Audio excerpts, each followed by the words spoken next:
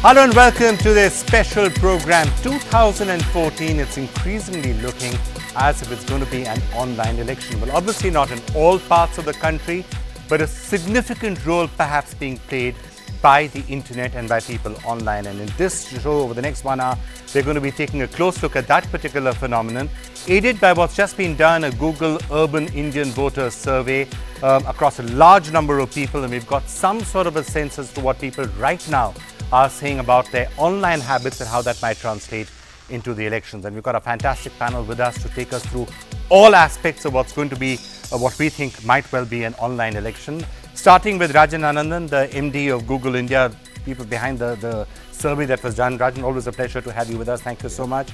Jasmine Sorabji is the CEO India and Southeast Asia of Omnicom Media Group. So pleasure to have you with us. Prashant Bhushan, an old friend here with us, who's the National Executive Member of the Aam Aadmi Party. Will the Aam Aadmi be going online? Well, as know, Arvind Kejriwal in particular is using Twitter a lot. Aam Aadmi very active on social media, so we will see where that stacks up. We also have with us Piyush Goyal, MP Rajya Sabha of the BJP. Rajiv Gowda, spokesperson of the Congress Party, is also with us. So we're going to be getting some political views. And a little later, there have been already massive online wars that have been taking place, especially between Congress and BJP supporters. And we are going to have Vikas Pandey with us, who runs the @ISupportNamo identity, and Priyanka Chaturvedi of the Congress Party. Both of them are going to be joining us in just a short while from now.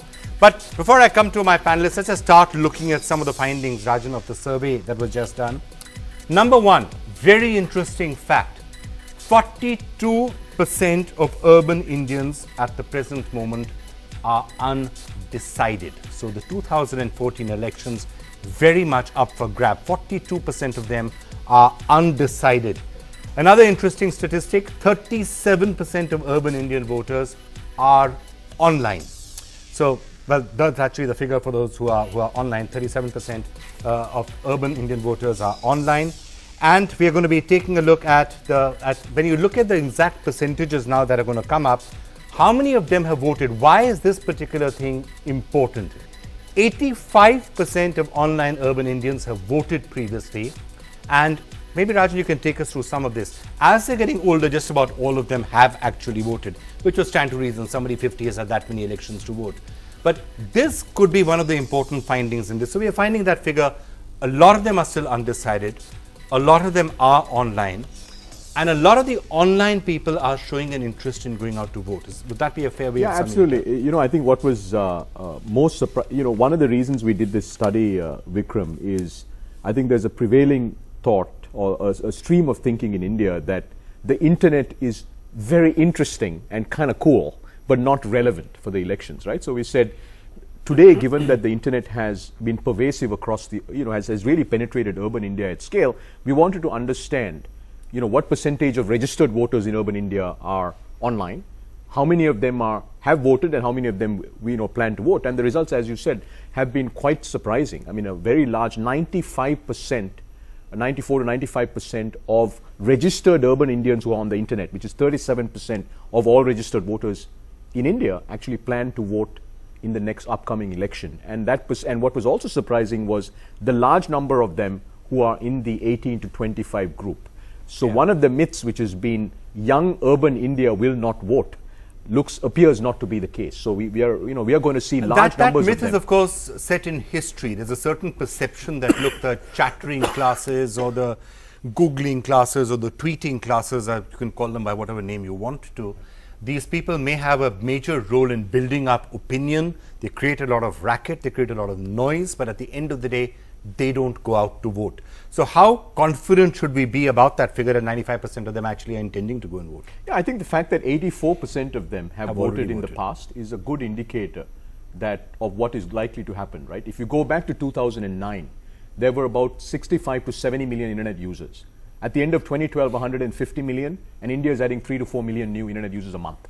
So by end of 2013, which is still 5 months before the election, India will have 200 million internet users. So in many ways, the landscape has changed dramatically, over the last 3 years. And by the next election, we will have a large number of young Indians who are now saying they're going to go out and vote. Jasmine, do you agree with that? Or, I mean, I know that from marketing agencies and others' points of view, there's a slight, almost a sense of skepticism as to whether all of this internet business is really as real as we sometimes say it is. What do you think? Not true.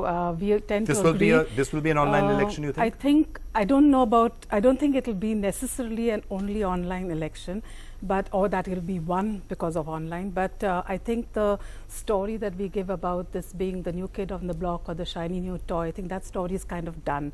I think online media is very much an integral part of the overall communication plan for all of us. And it's been true for us in most other marketing, and I think elections should not be treated any differently.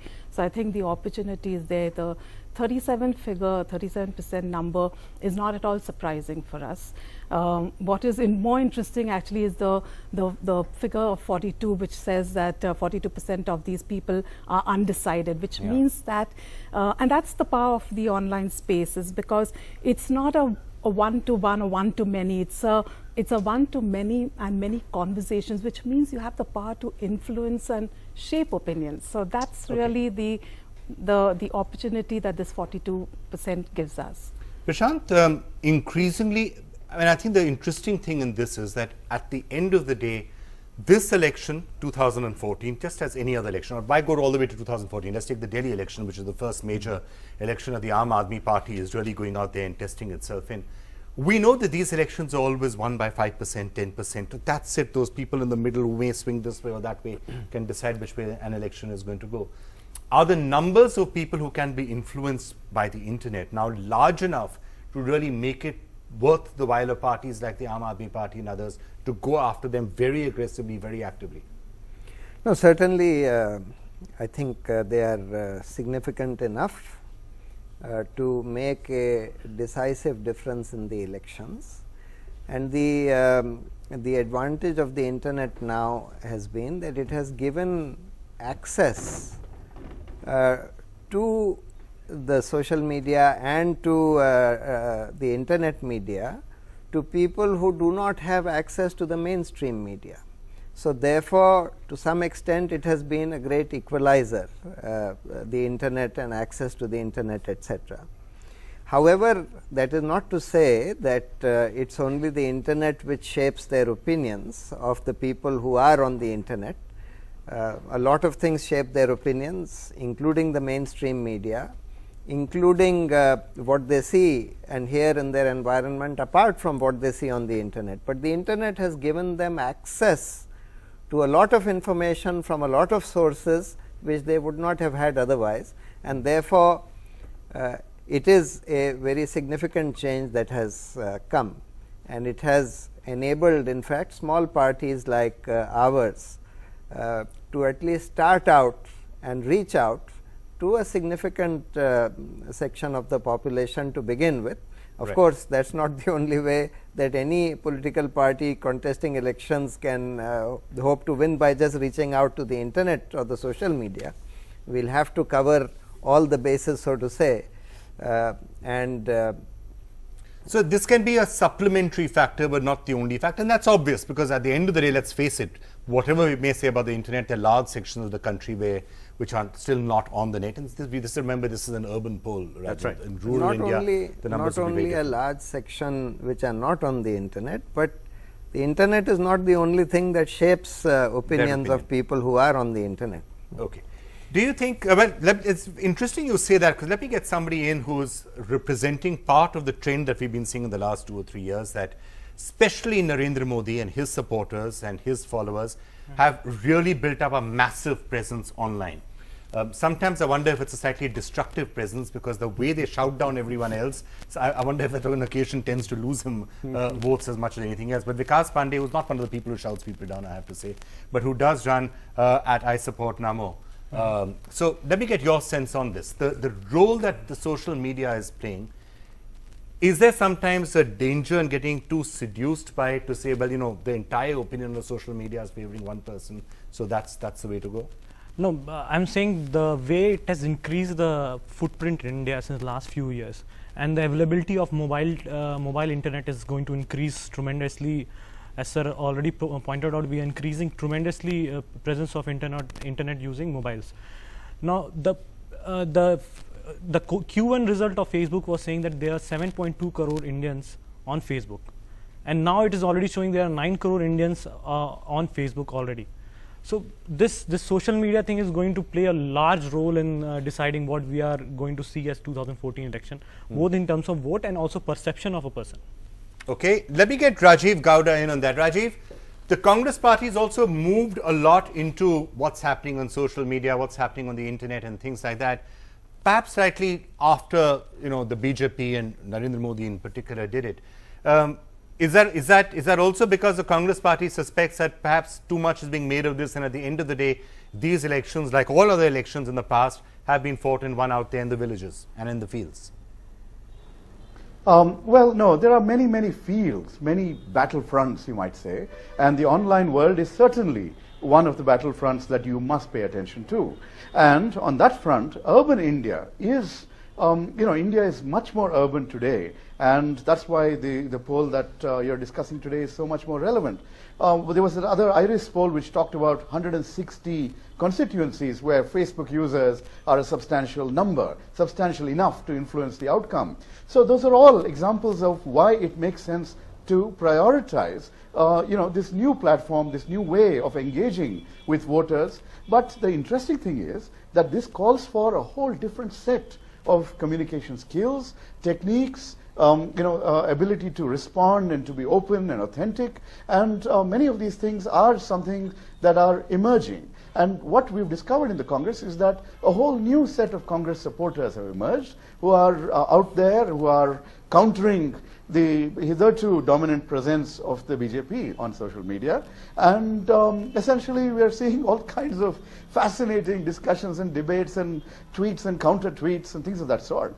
However, I would like to say that, just like somebody just pointed out, I think Prashant Bhushan, voters are looking at many, many influences. And this is one more amongst them. And this is something that many times during their work day, they're just checking in and saying, so what's the buzz, right? And it all adds up to influencing their views and outcomes and their impacts. All right. But let me take you back to one other reason why we must pay attention to this, right? The Aam Aadmi Party and its predecessor, the India Against Corruption movement, played a very, used the internet in a very spectacular way to get people on the ground. Many years ago, when I organized protest rallies single-handedly in Bangalore city against the Ram Sena's attack on women, I managed to do that using mainstream media and the internet. So basically, these media have the potential to not just think about people and voting, but to get them on the streets. All right, fair enough. It helps in organizing people. Every party has to pay attention to. Yeah. All right, fair enough. It helps to organize people. It's a completely different way of doing things. And by the way, it's a completely different way of doing programs like this as well. So remember, if you have a particular question that you want us to put the panel, do log on to Second Screen, which is on the NDTV app. So open the NDTV app, tap on Second Screen, rate the questions out there, and we will put them to the panel over the course of the next 1 hour. So internet means being completely accessible and completely democratic and things like this. So in fact, let me take the top rated question right now. It says, how important is it to be online? How important is it for a politician to be online? I guess the answer for all of you is very important. Extremely. No, I think it's important to be online. But you see, we must make a distinction between, for example, let's take this, this whole phenomenon of Narendra Modi's footprint on the internet or on the social media. You see, there are, as was pointed out by Rajan, about 37% of urban voters have access to the internet. Now, let us see how many of them are sort of Facebook supporters of Mr. Narendra Modi. It will not even translate to 3% or 4% of the total people who have access to internet. If you see the number of people who are writing comments in support of Mr. Narendra Modi on the internet, etc., that would not even translate to 0.1% of the people who are on the internet. Therefore, to judge the ability or the capacity of people to swing votes to them on the internet from the kind of support that they seem to have on Okay. Facebook, etc., would be quite misleading. As you would expect, Vikas is shaking his head very violently. No, the thing is, sir, I would like to correct you in this. I don't know where you came from, 1%, 0.1%. But for example, I will give you the technicalities of it. We have a page of 5 lakh people. The reach is so much, it reaches within a week, it reaches to 50 lakh unique people. Okay, so you cannot underestimate the reach of Facebook as well as Mr. Narendra Modi. No, I am So not coming up with a underestimating. I am percentage saying hypothetical figure of 0.1 and 0.3 is not good, sir.